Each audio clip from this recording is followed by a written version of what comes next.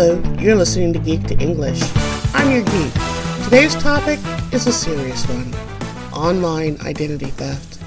We'll talk about what it looks like, who's vulnerable, and hint, it's not just the elderly, and a guide to tactics, tools, and services that can help. Let's get into it.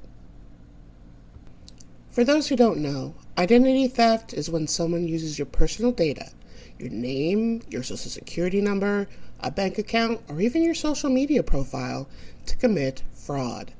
That can mean opening new credit accounts, draining your bank account, filing taxes in your name, or impersonating you online. Right off the bat, if something happens, your first line of defense is to go to the government site identitytheft.gov. It's the official place to report and get step-by-step recovery plans. It's a great site and it's easy to use. Don't be complacent. Everyone is a potential target, even your geek. But common high-risk groups and scenarios could include people who use social media heavily because they post vacation photos, family names, birthdays, school or work details, and photos of documents that give thieves the breadcrumbs they need to impersonate you. Then there's the elderly. Scammers often target older adults with phone scams like the grandkid scam, and phishing because they often hold lifelong credit histories and sometimes keep more financial assets. Then there's teens and young adults. Identity theft against minors is rising. Children usually have clean credit histories, which thieves can exploit to open accounts, and they won't even know it until they try to open credit themselves. Then there's small business owners and gig workers. They often mix personal and business data across platforms and sometimes have a little weaker account hygiene. And then anybody who's been in a data breach. Every day there's a new one. Once your email address or password is exposed in a breach, automated tools start helping cybercriminals to test those credentials everywhere else. Now, these groups aren't just pulled out of a hat. They're not theoretical. Government and consumer protection sites list the common victim profiles and the recovery steps tailored to each. So what are some of the ways that identity theft can happen? Let's go over a few of the tools that are used by identity thieves. Phishing is a fake email, and smishing, short for SMS, is a fake text. Both of these can look legitimate. They trick you into revealing passwords, social security numbers, or clicking on malicious links that you think are going to a real site. Another term is credential stuffing. If you reuse passwords, attackers use those credentials from one breach to try other services to see if you've repeated yourself. Then there's an account takeover. With enough personal data, like your birthday, your mother's maiden name, or a leaked password, thieves can reset the logins to your social media profiles and lock you out. Then there's social engineering and impersonation. Thieves can often impersonate customer support reps or technical support reps and fake documents and replicate fake IDs to make you think they're someone who they're not. The last one we'll talk about is data broker exposure and breaches. As I mentioned, large breaches are happening every single day. That or improperly secured third-party software that can leak mass data that's also sold on the dark web. That's your data. Why is it important that you know these terms?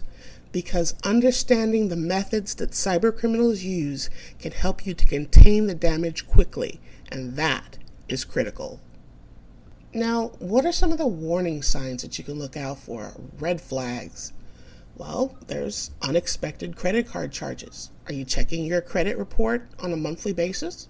If you're not doing that, expect to see new accounts that you didn't open, calls about unfamiliar debts, mail about accounts you've never applied for. How about tax notices from the IRS for returns you didn't file, or your Social Security or Medicare notices indicating activity that you don't recognize? All these can happen if you don't pay attention to your credit report. But if you do find any of these things, you need to move fast. Remember that site I spoke about? identitytheft.gov? On that site, they've got recovery plans. They've got templates that you can send to your bank and your creditors, and police reports that you can file. All that will help you stop credit thieves in their tracks. Let's say you are a victim of identity theft. What's your recovery plan? You should have one in place. If you don't, once again, identitytheft.gov has recovery plans that you can download and plan for. Then you can have an identity theft report ready, and you can use that with banks and other credit agencies. Also, you're going to want to contact your bank and all of your credit card issuers. Freeze or close any affected account. Place a fraud alert or a credit freeze. Fraud alerts ask creditors to verify your identity before granting credit, and a credit freeze blocks new account activity entirely. You're going to want to contact all 3 credit bureaus: Equifax, Experian, and TransUnion. Some will tell you that you only need to contact one of those agencies and they'll transmit the information to the others, but that notification time lag might be just what identity thieves need to do real damage. Again, contact all 3. Now, if you've had financial loss or identification documents stolen, you definitely want to file a police report. Bring the FTC report that you filled out online and any supporting documentation like bank statements or credit reports, and file that police report. If a tax-related scam happens, contact the IRS via their identity theft resources. Tax fraud is a specific stream and may require Form 14039. Once again, that's IRS Form 14039. And then, finally, you're going to want to monitor your credit reports and accounts for at least a year. Set up alerts. Change passwords everywhere. Don't take anything for granted. You're going to want to do all of these things first. Don't waste time debating what you need to do first or whether it's really serious enough. Quick containment reduces damage and recovery time. Now let's move on to preventative measures. What can you do to prepare yourself? First, unique, strong passwords and a password manager. Refer to episode 3 for more information about those. Stop reusing your passwords. You can use a combination that is semi-familiar, but there should always be something different in every single password that you use. That way, thieves can't guess what your password is supposed to be. Then there's multi-factor authentication. You can choose to have a site text you and then you put in the number that they provide. But it's much safer to use an authenticator app that's constantly rotating codes, or using a passkey that's set up by your site. SMS or text messaging is your least reliable preventive. Now here's something that I recommend to anybody who's not planning on opening any new accounts anytime soon. Freeze your credit. All 3 agencies, you can go online, it's free, and it prevents new accounts from being opened. Nothing can be altered on your credit report if you have it frozen. And the nice thing is, if you do want to apply for credit, you can go online to the agencies and you don't have to take the freeze off. You can use what's called a thaw. It allows you to unfreeze your credit for a specified amount of time, and it will automatically lock back when that thaw time is over. Let's say you're buying a car and you know you're going to take the weekend to do it. You can go online, thaw your credit for 24 or 48 hours, and then not have to worry about locking it back again, because it will automatically freeze again after that time period has elapsed. Another preventive tool is to limit the data that you share publicly. I know it's a real temptation to put your life out there and let people know what's going on, but remove sensitive information from your social profiles. Don't post photos of documents. Don't post the front of your home where your address is listed. If you're going on vacation, sure, tell people you're going on vacation, but don't say when and don't say for how long. These are the little things you can do to protect yourself. We're all used to spam calls, so be skeptical of any unsolicited call or email. Verify through official channels rather than clicking on links or calling numbers that are in the message. Let's say you get a message that says that it's from your credit card company, but it seems a little suspicious. Even if it doesn't seem suspicious, don't click on the link in the email. Go directly to your credit card company's site, log in your normal way, and then check for that message online. That way you know you're getting a verifiable site and you're not being phished. Another thing you can do, the last thing we'll mention here, is to use device protections. Keep your OS and apps updated.